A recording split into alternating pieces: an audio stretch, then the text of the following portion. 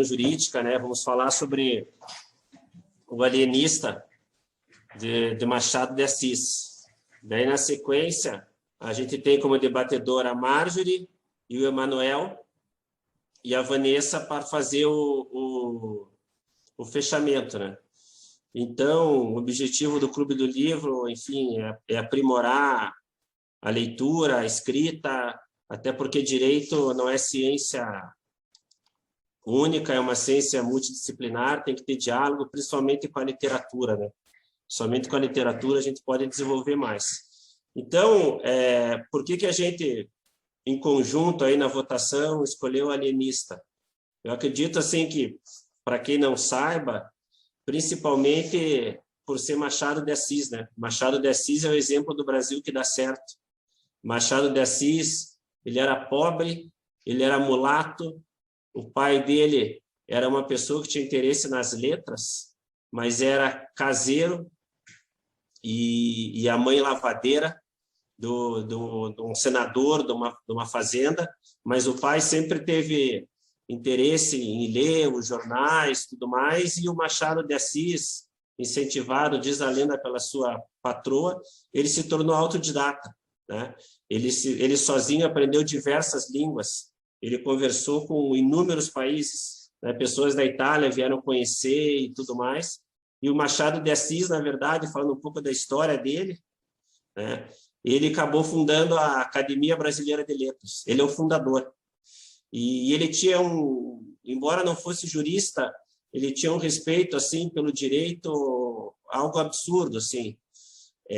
Tanto que da fundação da Academia Brasileira de Letras, para quem não sabe, dos 40 integrantes, 21 eram advogados ou juristas, dentre os quais, né, Rui Barbosa, Joaquim Nabuco, que foi o maior abolicionista brasileiro, Inglês de Souza, que trabalhou no Código Comercial.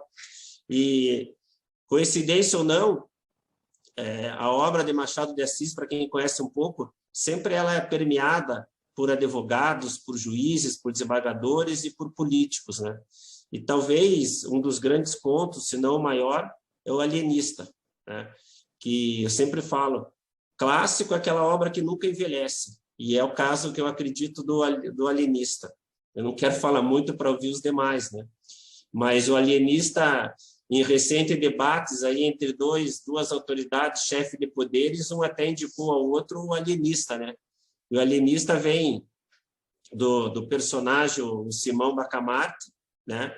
Que ele mostra, enfim, começa a fazer pesquisas psiquiátricas em Itaguaí e tem autorização para internar as pessoas que ele entende como loucas, né?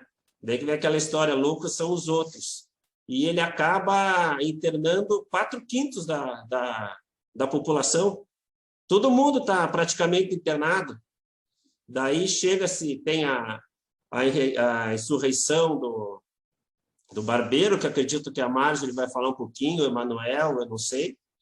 Mas daí, na sequência, a Câmara de Vereadores vota uma mudança que, na verdade, quem tem que ser internado são as pessoas honestas, são os éticos. E o que é interessante ali para mostrar, só já me adiantando um pouquinho, é que a Câmara de Vereadores, quando faz essa votação, a lei não se aplica a eles. Ou seja, pode ter todos os éticos internados, mas nós não. E isso demonstra o paralelo que a gente vive no Brasil com o autoritarismo, ou legislar em causa própria, né? Tanto que o único vereador, o Galvão, que se coloca contra, acaba sendo questionado. Então, assim, esse é um debate que eu vejo do alienista com a atualidade, né? A questão também da dominação.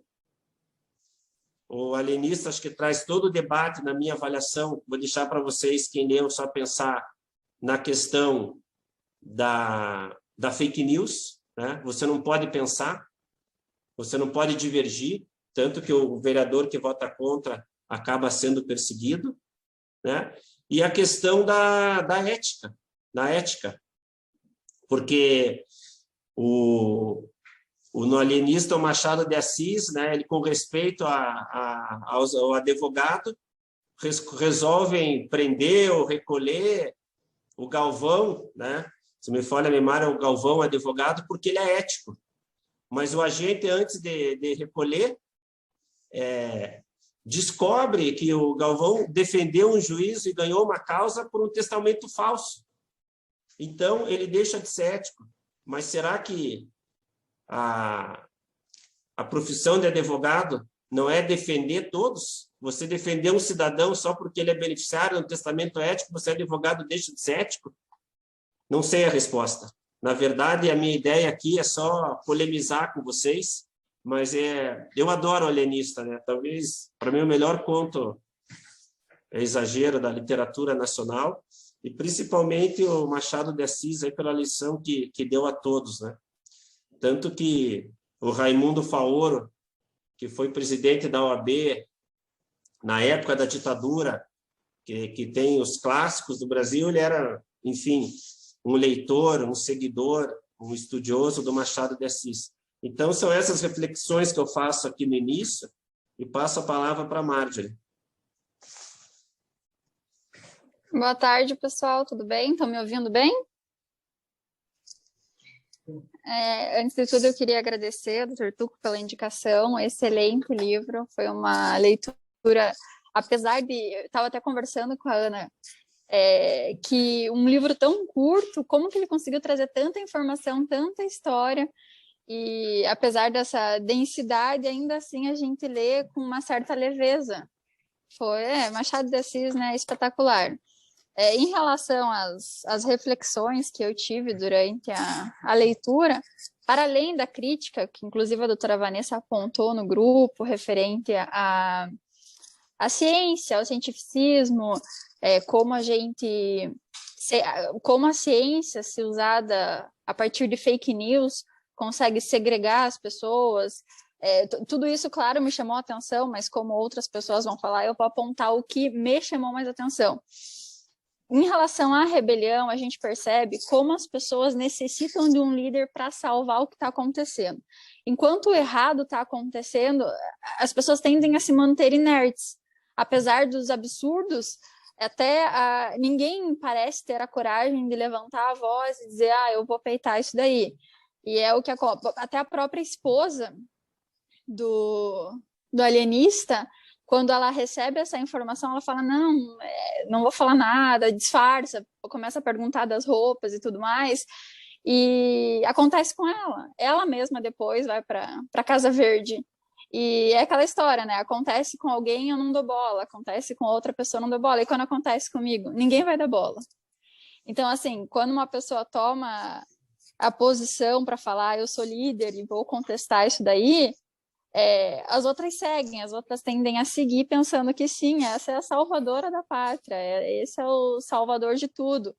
E aí a própria pessoa que estava liderando para o bem acaba se corrompendo, pensando no que é o bem dela, no que é o interesse dela.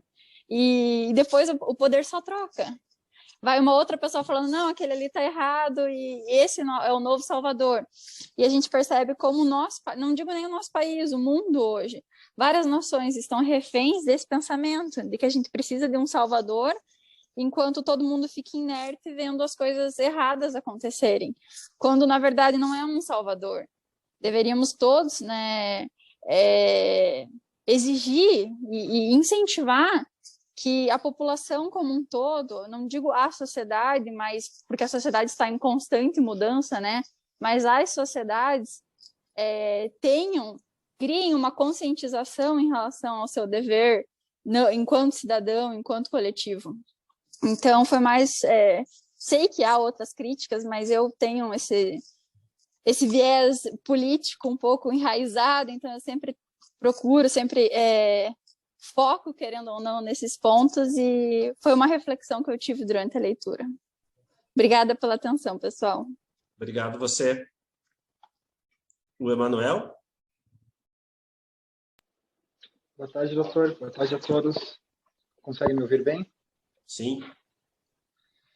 Então, acredito que complementando esse tópico da Marjorie, um tema muito interessante abordado nesse conto do Machado de Assis, é sobre a necessidade sempre da criação de um inimigo em comum para reunir as pessoas em prol de uma causa. Não é em prol da ideia, não é em prol dos fundamentos da ideia, e sim contra o inimigo. Mas a crítica que eu achei mais interessante deste conto foi na parte até que ponto é válido a liberdade científica, até que ponto a ciência ela tem salvo-conduto para realizar qualquer experimento, pode ser realizado qualquer coisa em nome da ciência, e isso é uma discussão que à época não havia, pois estavam todos muito empolgados com os recentes avanços. Eu fiz pesquisas sobre esse tema, e era uma época em que toda a população estava empolgada com os avanços científicos em todas as áreas da ciência, então não havia esse questionamento: qual é o limite da ciência? E o Machado de Assis, nesse ponto, ele realiza essa crítica neste sentido, de que a ciência não é resposta para todos os males da humanidade. A gente não vai encontrar na ciência a resposta para tudo. E, além disso, a gente faz um paralelo com... Tá ruim o áudio? Melhor tirar a máscara.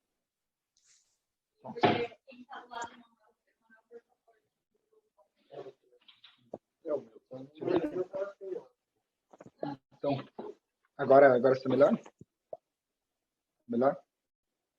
Então, continuando, não sei até que ponto vocês ouviram, mas eu estava comentando sobre a crítica que Machado de Assis realiza sobre ao que existia na época, que não havia críticas à ciência, acreditava-se que a ciência era a solução para todos os males da humanidade.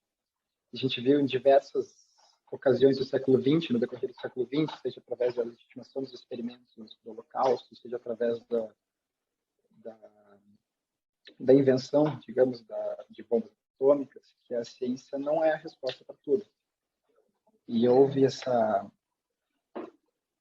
crítica por parte do Machado de Assis muito antes desses acontecimentos, o que eu considero genial por parte do autor, que prova que ele estava realmente à frente do seu tempo.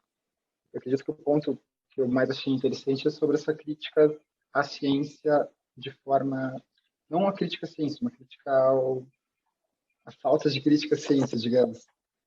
Eu devolvo a palavra agora ao Dr. Tuco, se quiser complementar em algum ponto.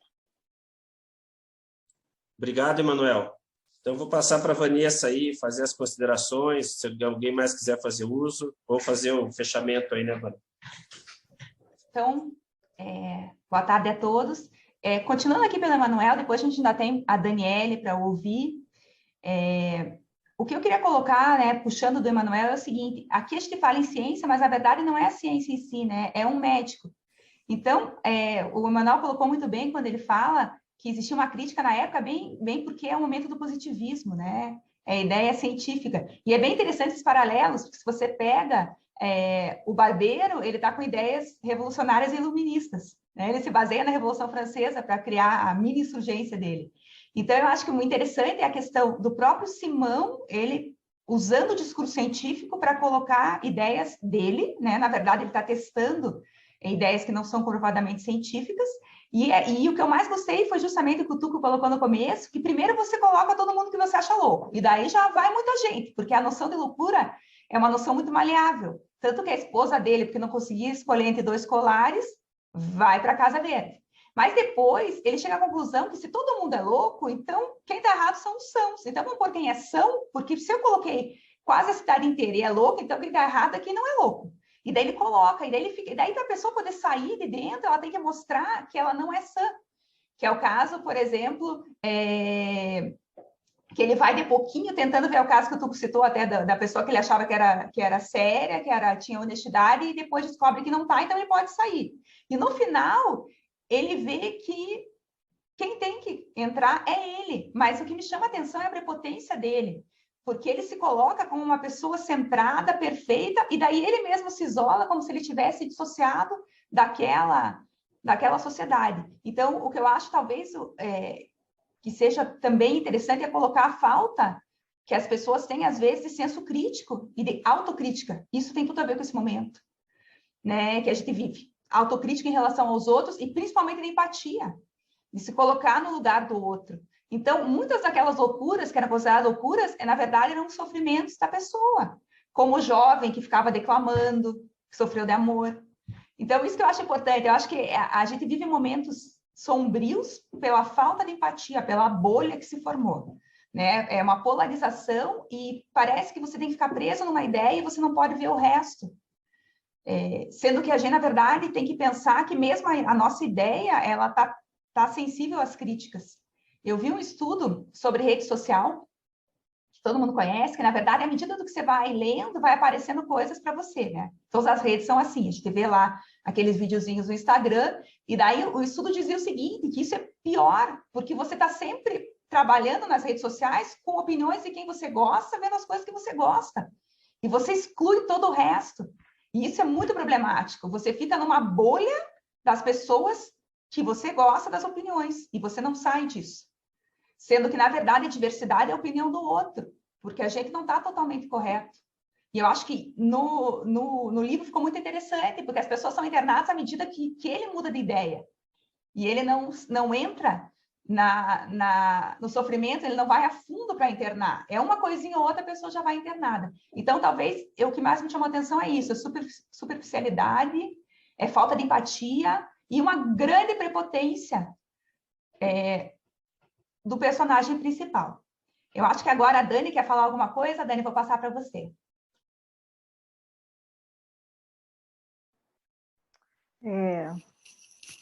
Oi, pessoal, vocês me ouvem bem? Sim. Boa tarde. Vou pegar o gancho do que a Vanessa falou agora. Eu, na verdade, selecionei três viés para reflexão aqui, que fogem um pouco do padrão assim, da discussão sobre o livro, né, sobre essa obra. Eu vou repetir o que o Tuco já disse, eu sou uma apaixonada por Machado de Assis há muito tempo, e ele é genial, simplesmente genial. Então, dá para espremer aqui, dá para fazer, né, muitos discursos. Mas eu separei, na verdade, três questões, digamos assim, e eu vou começar pela última, então, que eu faço o link com o que a Vanessa falou, que é essa questão da polarização, né? Ou seja, o que ele vai fazer, na verdade, é dentro desse modelo de caixas, né, que no direito a gente tem muito, né, que é essa questão de classificação, ele vai classificar as pessoas, né, entre loucas e sãs, e mesmo dentro da Casa Verde, né, vocês lembram que ele divide lá na ala entre os que são mais, né, os mais honestos, ou os que são mais leais, ou os que são mais, ou seja, então dentro da Casa Verde também ele divide isso é sempre uma classificação. E de uma certa forma é o nosso modelo de sociedade, né? Que é um modelo em que a gente precisa enquadrar as pessoas dentro de uma determinada caixa, né? Muitas vezes que já começa pela questão do sexo, né? Ou seja, que é binário, né? Então ou é homem ou é mulher, e isso gera uma série de problemas nas questões de gênero, daí as questões de educação, aí as questões né, de classe social, ou seja, então assim, a nossa sociedade, na verdade, vive também um modelo de polarização, de classificação, sem conseguir entender que a gente trabalha em rede, né? Ou seja, que nós somos, cada um é uma peça dentro de uma engrenagem maior e que todos somos importantes. Então, eu acho que essa é uma reflexão bem interessante do livro. A outra que eu chamaria atenção é sobre a questão da legitimidade da autoridade, bem do discurso weberiano, né? Ou seja, porque ele é um médico formado, né, na capital e que vai para o interior, então tudo que ele diz é autoridade, então ele prende juiz, ele prende, né, ele prende qualquer um, e se qualquer um que venha, né, mesmo a Câmara, o pessoal, né, mesmo os políticos que tentam, vão preso também. Então, assim, é muito interessante esse discurso, né, da legitimação da autoridade, é super weberiano, e é um resgate muito interessante de como a gente vive isso, bem naquilo que a Vanessa falou, assim, esperar os messias e idolatrar, né? Ou seja, legitimar esses discursos de autoridade, a despeito de qualquer outro tipo né, de referência. E a minha última reflexão aqui, que eu gosto muito dessa obra, que é, como eu digo assim, ela é uma reflexão mais sutil, mas ela fica bem... eu digo, não é o ponto principal da obra, até pelo momento que ela foi escrita, mas que eu gosto bastante, que é uma questão de gênero, ou seja, né, ele deixa muito claro que escolhe a esposa por atributos biológicos e reprodutivos, e é uma das grandes frustrações dele, porque afinal de contas ele acaba não tendo a prole que ele gostaria, e aí a relação dele com a esposa é uma relação de um afeto, né? Tanto que no final ela chora e ele se tranca, ou seja, então assim, é uma relação super truncada nessa questão de identificar também a mulher como algo, um objeto, né? E uma vez que esse objeto não atende, né, a sua finalidade, então ele também é completamente descartável. Então, é muito interessante. E daí, claro, todas as questões que envolvem a esposa, né, desde as vestimentas e a forma, ou seja, se a gente for observar, ler o livro de novo e só observar a esposa, de como há toda uma pressão social e como há toda uma perspectiva de que a esposa tem que ser pudica, submissa, se vestir assim, falar não falar, né? E que aí, claro, né, passa a ser louca quando chega ao grau da futilidade de não conseguir escolher entre 2 colares. Então, assim, esse também é um ponto que eu gosto nessa obra. Obrigada, pessoal. Alguém mais gostaria de fazer alguma consideração? Esses foram os nossos debatedores que se inscreveram. Alguém queria comentar mais alguma coisa? Não, doutora Vanessa, só acrescentar, a fala foi muito excelente, porque assim, não sei se vocês já leram o livro A Vida Invisível da Eurídice Gusmão. O livro foi transformado em filme, né? E inclusive foi um dos filmes que brasileiros indicados para ver se concorria ao Oscar. E a esposa dele me lembrou muito o relato da Eurídice, porque nessa época a mulher vivia à sombra do marido. Então, enquanto o marido dela era, teoricamente, né, pela sociedade, bem-sucedido e o fato de ser médico e tudo mais, ela apenas seguia nesse ritmo, o machismo que ela sofria, e a gente não... Durante a obra eu me perguntei, assim, se ela não questionava o marido, ela mesma, e como o fato dele falou, ela acreditava cegamente, porque era o que ele estava falando, e isso, na verdade, era o que, não apenas por ele estar na posição social que ele estava, mas era o que muitas mulheres passavam numa época não muito distante, né? Isso é bem triste. Obrigada, Márcia. Até acho interessante fazer o seguinte comentário, voltando à questão da polarização e, enfim, ao momento que a gente vive, do prejuízo que é para todo mundo você não diversificar os discursos, você não ter representatividade. O que chama atenção no Brasil atual é a falta de consideração com o discurso das minorias. E isso você gera, o que eu estava voltando a olhar para a questão da falta de empatia. Então, se você não tem uma diversidade em quem é autoridade, como colocou bem a Dani, você vai ter um discurso que vai ser direto para aquelas pessoas, que infelizmente a gente acaba voltando no homem branco, e, enfim, católico ou evangélico agora, mas você perde a questão das minorias e o teu discurso fica muito focado, e talvez por isso que a gente esteja vivendo um momento de tanta discussão e como vários autores colocam, de tanto atraso. Porque quando você descarta as minorias, quando você acha que esse discurso é mimimi, você acaba perdendo essa diversidade que faz efetivamente as coisas irem para frente, andarem para frente, né? Palmas aí para o Machado de Assis, que já coloca várias questões dessas lá atrás, mas que a gente tem que tomar cuidado, e muito cuidado, para a gente não perder as conquistas que vieram até agora, e lembrar sempre, quando a gente discute muito essa questão do lugar de fala, né? O pessoal da filosofia gosta do lugar de fala, mas às vezes para a gente discutir uma questão tem que entrar um pouco na empatia, né? Especialmente os homens, quando falam sobre gênero, eu sou meio contra essa coisa do lugar de fala. Eu acho que um homem pode discutir gênero, só que tem que pensar numa empatia do que é efetivamente, do que é essa conquista feminina. Quando a gente fala de racismo, ou até as questões que a Dani colocou hoje em dia, que fala muito da questão de gênero, né, dos transexuais, enfim, eu acho que o importante que fica é a ideia e que a gente tem que entender o outro, mesmo porque se você não entende, o outro para você é um louco, e daí ele merece ser internado, ele vai sair da tua esfera de sociabilidade, e daqui a pouco só sobra você. Então, eu acho que foi espetacular esse conto, adorei as discussões, acho que ele trouxe muito à tona, o que mostra que, como alguém falou, não me lembro quem, que pode ser um livro pequenininho, mas é muito denso e traz muitas situações. Eu agradeço a todos e queria colocar já que o próximo livro está em aberto, então quem tiver sugestões pode colocar lá no clube e espero que da próxima vez a gente possa ter outras participações, né? Quero ver se até o fim do ano aí a gente escuta todo mundo.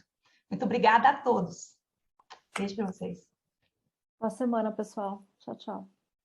Tchau, boa semana. Tchau, tchau, pessoal.